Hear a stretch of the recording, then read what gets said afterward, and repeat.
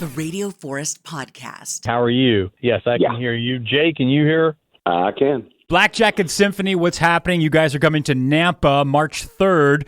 The last time I talked to you was in 2022 with Zeppelin 4. So what's been going on the last 3 years in a general sense? In a general sense, we have been touring the country playing, about 115 shows a year and having an absolute blast.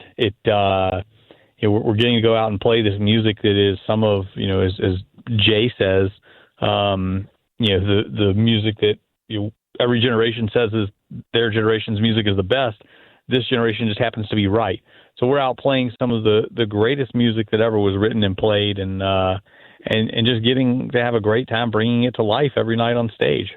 We're talking to Jay and Jason with the Black Jacket Symphony. They're going to play Abbey Road. So you're talking about the greatest music of all time. So I'm on the radio side, so I just don't – there's good new songs. I'll give them that. Like there's songs that I enjoy, but there's not albums I'm devouring. Do you think I've aged out of that? Or I tend to agree with you. I just think they're better albums, to be honest with you. Yeah, they're definitely better albums. And it's also a matter of technology, if you kind of think of it that way. I mean, back in the 50s, it was the singles-driven market, so it was just single songs. But in the classic album, when it was launched, basically like 1966 with the Rubber Soul or Sgt. Pepper or Pet Sounds, albums were made to be listened to as a whole. Then as it went along, CDs started coming out, and you could skip songs, and then now it's just streaming. So it's almost like it was in the 1950s.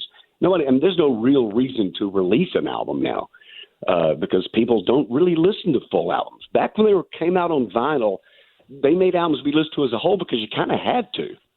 But you're right. I never thought about that before, kind of like maybe the pop doo-wop sense. Like if you had a hit song for teenagers, you were done. If you're the Big Bopper, you're like, right. I'm set for life. I don't have to do anything else. I can play a couple other songs live, but we're on the radio, we're on TV, we've made it.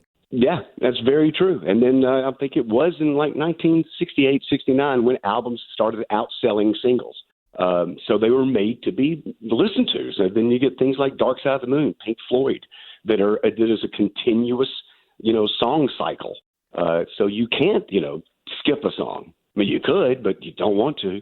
So that's what these albums were made to be listened to as a whole.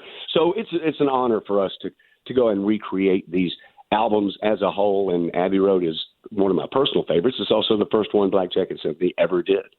So, yeah, it's Abbey Road, and then you mentioned Dark Side of the Moon, which I'm pretty sure you guys have done. We talked before about Zeppelin 4. I know you've done Rumors by Fleetwood Mac, and over 40 different albums. Might not be a question you can answer, but is there one that's harder than the others? They all have their challenges in different ways. It's kind of funny. I remember the first time we were going to do a Rolling Stones album, and I kind of thought to myself, well, finally just, some rock and roll. This will be a little easier. Well, it was hard to be very specifically sloppy. Yeah, Keith. That makes sense. So they all have their challenges. Some obviously are a little harder than others. The White Album is difficult just because it covers so much ground and things like that. But they all have their challenges, believe me.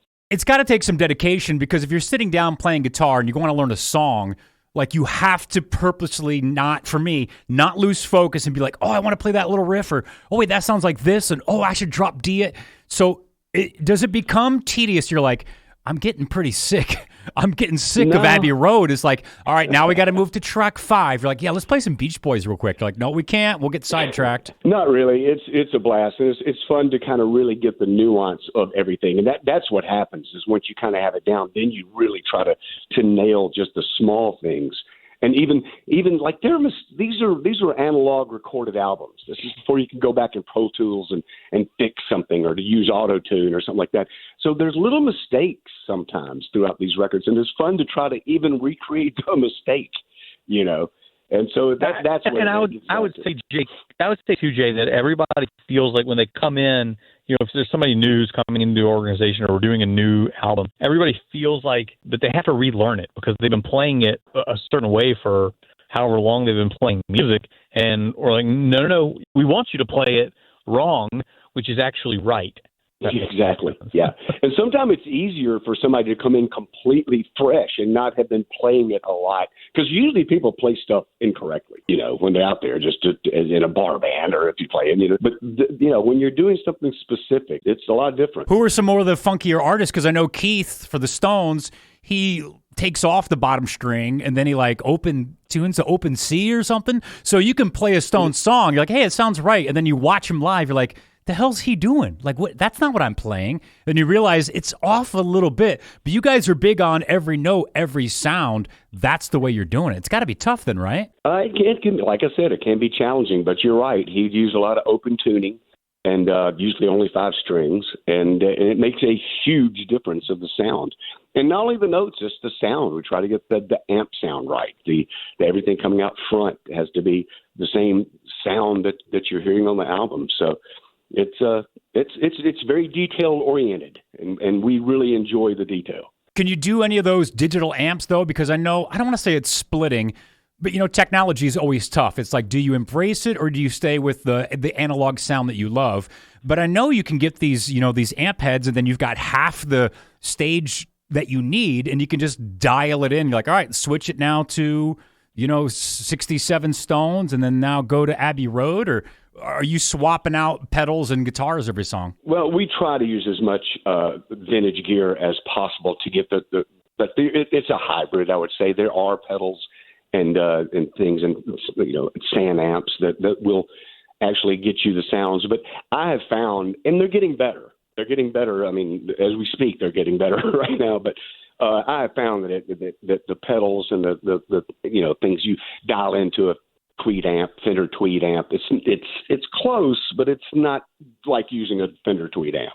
When you're doing some of these albums, it's got to be like, oh yeah, that's a classic Beatles album. I already know that sonically. I've been playing professionally for a while, so I could probably pick it up. But there's got to be a couple albums where there's like 2 or 3 songs. You're like, I've always skipped this one. This one I actually don't know, because for me, the classic albums, there's always the ones you're like, I'm not in the mood for that one, and then 3 years later, you're like, actually, I don't even really know how they get into the chorus. Yeah, but as Jason has said before, that some of the joy we have is bringing some of these deeper cuts to people. So, but you're right. There's certain ones on an album you've never played before. But again, going back to what I said before, sometimes that's easier because you don't have to relearn anything. Oh yeah, you're learning it straight from the top. Is it difficult too? Because I imagine you've got different people in the band. So say if you were in a different band and you were playing some Beatles songs, you're like, oh, let's play it this way. But then you're going back to more of a realistic way of playing it. I imagine you're like, no, it has to be 2 guitars. So usually I would play all of it on one guitar, but now we got to split it up. You're playing this, and then Harrison overdubbed a solo, so then you got to play that. So you're right. I imagine sometimes you're like, I can't play it the way I learned it. Yeah, exactly. And sometimes that's why you'll see we're not a quote tribute band. Nobody's coming out. And you don't see just 4 guys playing Abbey Road. We have 3 guitar players because of overdubbing, and sometimes we have 4 guitars. Just on Abbey Road, because of, like you just said, overdubbing and things like that. So it takes more. What are your guys' thoughts on the Beatle documentaries on Disney Plus? I saw the first one, but I haven't seen the newest one that came out. I mean, obviously, they're a lot to undertake and to watch. You really have to go through them. I loved, Get Back. I thought that was fantastic, but I haven't seen the one where they come to America. I'm glad you watched it, because I was in there watching it thinking this was made only for me. I can't believe anybody else is devouring this like I was. And the new ones just let it be. It's the actual movie that they did in 1970. Well, isn't there the one where it's them coming to America? What's that one? Oh, yes, that is another one as well. Yeah, you're right. I haven't seen that one. Beatles 64. And it's good. It's pretty good. I preferred Get Back. But then again, more Beatles is better Beatles for me, and that's 9 hours of Beatles as opposed to an hour and a half. Yeah. So when you say more Beatles is better Beatles, I wanted to ask you guys this because I've been wrestling with it myself. Grammy for, was it Now and Then, the newest Beatles song? And they said they didn't use AI. It was AI technology to clean it up. But I'm afraid to even say it publicly. I don't want new Beatles music. Like, I'm full. Like, I'm happy. Yeah. It's like I'm in the best relationship ever. You're like, hey, what about this side piece? I'm like, no, I'm good. Like, it's Abbey Road. It's the White Album. Like, I don't need, you can't do another one. So I don't want to watch. It's like making a remake of a movie. You're like, I'm good with the original. So do you want new Beatles music or no? I'm with you a little bit. I mean, I think the next song that's going to be coming out is called "Me and Yoko Can't Answer the Phone Right Now." I mean, that's you're going to put a beat to that. But it's getting a little ridiculous. Although this one made sense, because they did try to record it back when they were doing "Free as a Bird" and "Real Love." And it is better. They are able to get Lennon's voice out of the cassette tape they had and make it sound a little fuller. And it was nostalgic. It made me tear up a little bit, but it's kind of like you said. I'm glad that I think that should be the last one. Now, do you guys need to get any sort of permission from these bands? Because if you make money off the music, does that change? Because I know you can just cover a song and release it. Like, that's fine. And it's like, yeah, you could do whatever you want to do. Now, if it's going to be in a movie or something like that, then there's different, royalties and songwriting credits. Yeah. So for touring, is it ever a legal jumble to work through? No, not really, because anybody can play a song live, right? So you go see any current artist and they play a cover of another artist. There's no legal hurdles to jump through there. All in all, it's not too tough. So you guys have been doing this for a while. We talked about over 40 different albums you've covered. You've had to have people jump up on stage or the real artist at least hear of you, see you, or reach out. I'm sure, right? With traveling across the country, you have to run into somebody. Yeah, we've run into a couple of people. Friends with some guys in the Pearl Jam camp, and we're out with them one day, and they're aware of what we do, and played one of the guys or texted him a video, and the next day, the next morning at breakfast, he was. I was like, "What'd you think?" And he goes, "Well, my driver asked me what Pearl Jam show I was listening to." So I was like, "All right, well that's a good, that's good." And then Don Henley just he sits at home and surfs the internet looking for people who are doing his music and recreating his music, and he must be a fan because he keeps reaching out telling us we're doing it too good and too close to it, I guess. So I keep pulling down our videos as if we're actually I don't know, making them look bad. Have you I guess you kind of, I don't want to say you got to be careful, but that's how Journey got their lead singer. So somebody at some point is going to be like, hey, why don't you guys, you know what, I'm Henley, but I don't want to go, Joe Walsh is busy and, Felder's not getting along well. Why don't you guys tour with me and you'll just be the Don Henley band? Well, we have had that. And it's an honor. I mean, really, when we have that happen, it means we're doing something right. But our former guy who actually he sang Beatles with us, he sang some Eagles, he sang some Zeppelin with us as well. He got called up and noticed by Steven Tyler and then joined Aerosmith and did that until they just recently kind of went, can't do it anymore. And he's now out with Ringo and his all-star band. So it's pretty neat. We really we're honored when something like that happens. I mean, our former lighting director just did a small tour for a couple of years with an unknown artist and up-and-comer named Taylor Swift. So wow.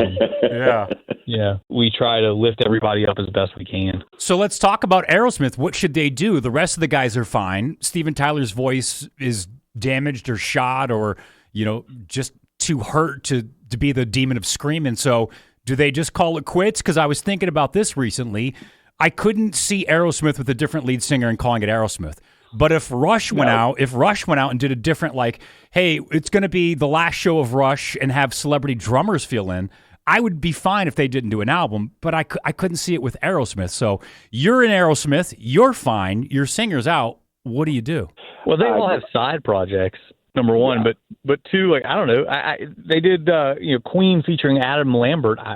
It's done well, but it doesn't really have the same. No. Steven's just his voice and his timbre are that band. No disrespect to any of the other guys in the band. Do you get a cover guy to get in and then Tyler gets out the harmonica and a tambourine? Because that's like, he's still, I don't know. It's so hard to be like, and now my career's done, but he can't sing. So you guys are professional musicians. I would be very, very surprised. I mean, Aerosmith is basically very Joe Perry and Steven Tyler. If you don't have the two of them, then like you said, it's unfortunate. Some of the other people could probably be replaced, but I don't think you can replace either one of them and call it Aerosmith. Have you guys ever ran into, we'll start with Aerosmith, but my two biggest questions are, have you had any, conversations or chances to meet Aerosmith, Beatles, or Zeppelin?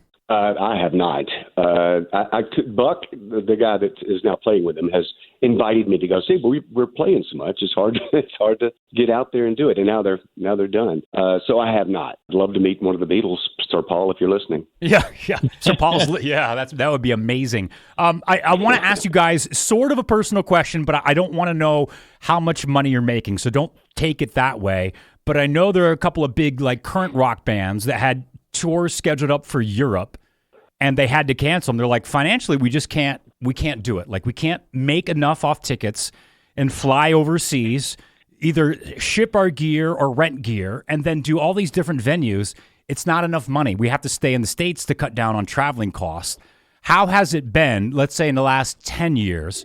Have you had to change how you tour in a financial sense so you can still make a living? Yeah, I'll answer that one. I mean, it is a challenge every day, and from COVID, obviously that was a real challenge. And coming out of that, I think now we're back at a point where we're at full steam. But yeah, I mean, we've had to make adjustments in terms of number of personnel and production, and we try to be. The challenge for us is that we try to keep our ticket prices as low as possible, right? So you're going to come and see us at the Nampa Civic Center, and tickets are $40, to get in, $40 or $45, and that's for the show you're getting. That's a deal, and that the venue only holds 400 or 450 people, so you can do some quick math there. I mean, it's challenging, but I think we don't do it for the money. We do it for the love of the experience, and we do it so that we can look out in the crowd and see the reactions that people are giving, and it's just different motivation. I think we're obviously not out there to lose money, but we're out there to give parents and grandparents an opportunity to bring their kids to shows that is going to be quality content. It's going to be a shared experience that they're going to remember. We have so many kids come to their first concerts with us, which is truly an honor. So I think if you're doing it for the right reasons in the long run, hopefully it works out for everybody. But isn't it crazy, though, because the band I was talking about was Godsmack. They had to cancel a South American tour. They're like, we just can't make enough money, so we just can't go there. But then on the flip side, you've got the Eagles at the Sphere in Las Vegas. They just keep adding more shows, and I think the base ticket price is like $230. And I'm like, I can't – who's doing that? And then I know 3 or 4 people that have gone, so I don't know. I mean, it's like when I was a kid, man. If it was, I know a lot of people who've gone to see that Eagles show, and I'm always surprised. And just in general, there's a surprise at the price of tickets and that people are paying it, and happy for those bands. Sully and Godsmack, there may have been something around. South America is just a tough place to go. Overall, I mean, it's hard. It's hard to tour overseas. It's hard to tour. It's tough. It's a business. Silly question. Are you guys playing these songs in order? Is Abbey Road, are you starting with side 1, track 1? Absolutely. And we don't talk between songs. We want it to be as if you're in an organic setting listening to the album live. So we don't talk between songs. It's just like you're listening to the album. Then take a break, and then we come back and do a greatest hits set, and we do talk more, and that's a little more of a celebratory thing, and do some greatest hits of the artist. We go from track 1 to the last track on the album, all the way through. Now, you said it before, and I completely understand it, but maybe explain it for listeners a little bit. You said this is not a tribute group. Can you explain the difference on if you went to go see a tribute group, what that would be like, and how you guys are different? You mentioned it a little bit, though. It kind of came to me a while back. I started thinking, the tribute bands are great, and I've enjoyed seeing them. But I went to if you go to a classical symphony, they don't dress up like Mozart and talk in some kind of Austrian accent. They play the piece. So that is what we do. We're not 4 guys acting like with a Liverpool accents, even though we're Southern. And how many people it takes to replicate this record on stage. We all wear black jackets. And that's why we call it the Black Jacket Symphony. And that's really it. It's not a tribute band. You could say it's a tribute to an album, but it's not a tribute band. So being from the South, You have to rank these, or at least put one of them first. Tom Petty, Skynyrd, Allman Brothers. Where do you rank them? Oh, Lord. Well, I would go. I'm a personal Tom Petty fanatic, but but you'd have to put Allman Brothers and Petty in the same category. And I love Skynyrd too. Quite honestly, I think they get a bad rap of being kind of the redneck thing. If you listen to their albums, they're almost more based in British blues. Second Helping is almost like a British blues album. Anything else? So I love all three. I would go toward Petty because I'd get to sing the Tom Petty stuff with Black Jacket Symphony. All right, guys, I appreciate it. It's Jay and Jason, Black Jacket Symphony. They're playing Abbey Road in its entirety, note for note, and then a set of greatest hits playing the Beatles March 3rd, Nampa Civic Center here in Idaho. Guys, thanks for the chat and can't wait for the show. Thank you so much. Thanks so much. We'll see you there.